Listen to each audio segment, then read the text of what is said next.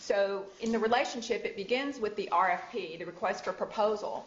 So hopefully you all will have some help and input in defining all the requirements for the food service operation for your request for proposal. They have, as I said, in number 3, the contractor has many resources available that can be utilized. They just kind of touched on that. There are many databases in their menu management system.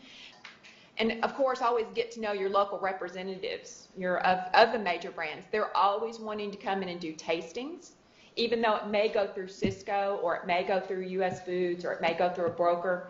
They want you to taste their products. Writing correct food specifications is key when awarding a food purchasing contract. She was talking about Cisco. She was talking about US Foods. It starts at the purchasing level. And if you're in a self-op where you don't have a contract company, I put some references and resources in the slides too. But like this book comes out in its food specifications. It was free through Food Service Management magazine. So familiarize yourself with food specifications and talk in the same language.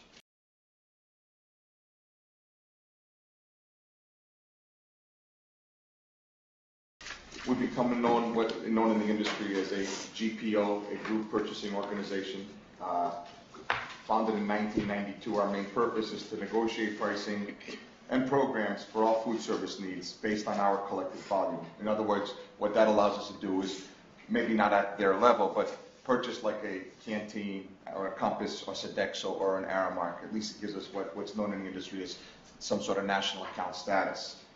And that's important in today's world because our purpose is to save money for our member restaurants. Vendors and suppliers, quite frankly, stock anything that sells.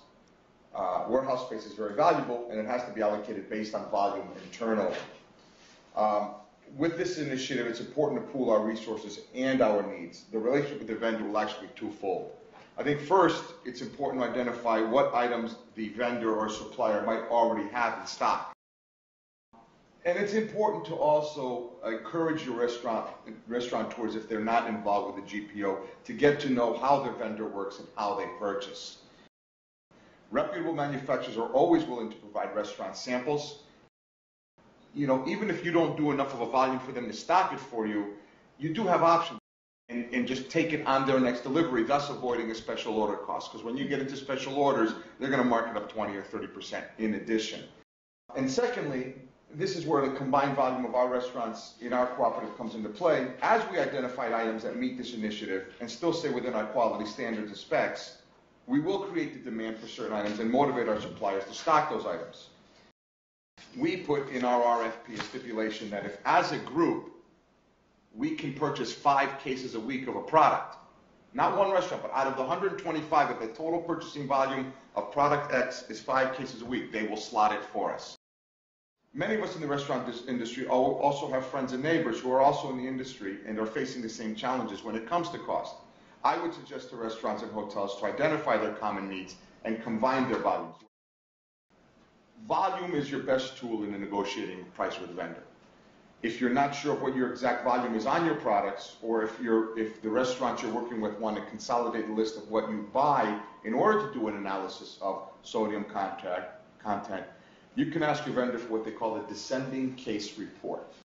Volume is going to drive it, right? And this is the one fear as we move forward with some of these initiatives. Just like with the green initiative, if you get a more green takeout container, they gouge you. I'd like to see a deviation. And if it is a facility, a healthcare facility, if there's enough volume, you can ask the manufacturer, even just for that individual location, a price deviation.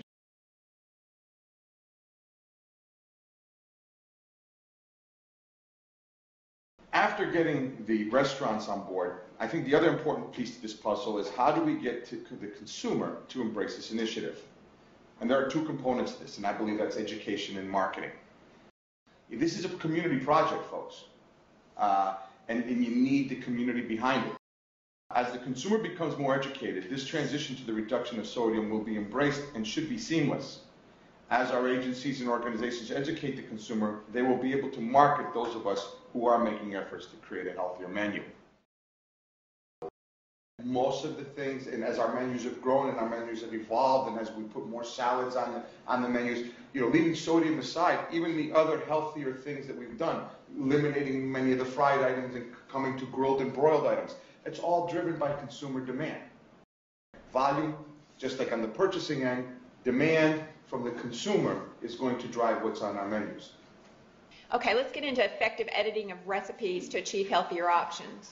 If you're not cooking from scratch and you don't have the labor, it's hard to edit and do scratch recipes. You may have to find pre-prepared products that meet that segment that you're trying to achieve. So you can use prepared foods and scratch in the same recipes to achieve healthier options, just like I said, a low sodium soup base with a regular soup recipe.